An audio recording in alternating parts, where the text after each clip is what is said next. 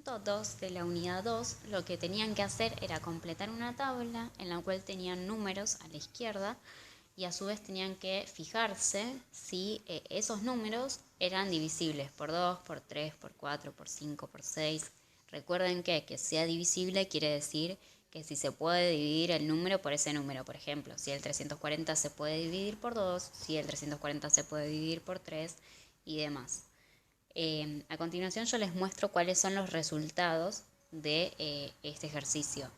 Para poder resolverlo tienen que recordar los criterios de divisibilidad. Los criterios de divisibilidad son reglas que nos permiten saber fácilmente si un número se puede dividir por otro sin necesidad de hacer la división.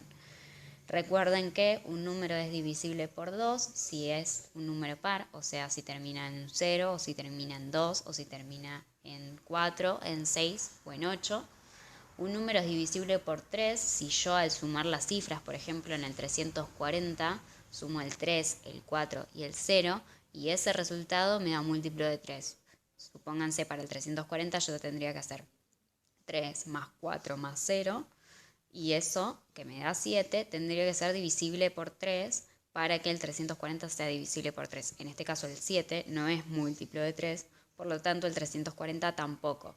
Fíjense que en el 495 sí es múltiplo de 3. ¿Por qué? Porque si yo sumo 4 más 9 más 5, eso me da 18 y el 18 es múltiplo de 3. Para el 4, para saber si es divisible por 4, lo que tenemos que hacer es fijarnos en las últimas dos cifras, y si esas últimas dos cifras son múltiplos de 4, bueno, entonces el número entero también va a ser múltiplo de 4. Por ejemplo, el 340.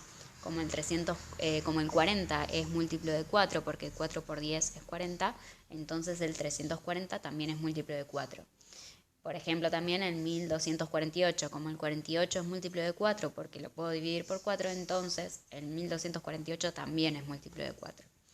El criterio de divisibilidad del 5 es mucho más sencillo y es solamente fijarse si el número termina en 0 o en 5.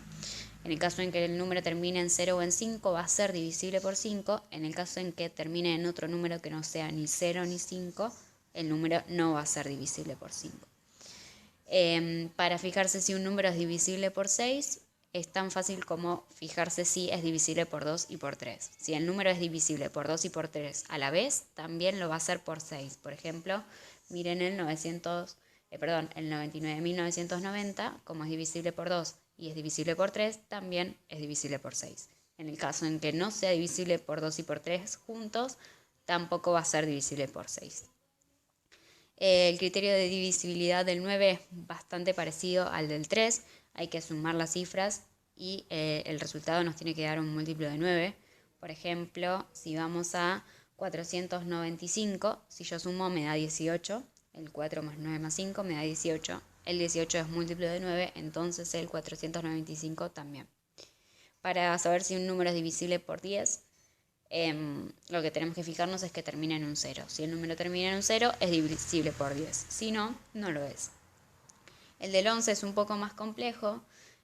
Hay que sumar las cifras, digamos, de posiciones impares y sumar las de posiciones pares y a su vez restar eso, y eso tiene que sernos múltiplos de 11.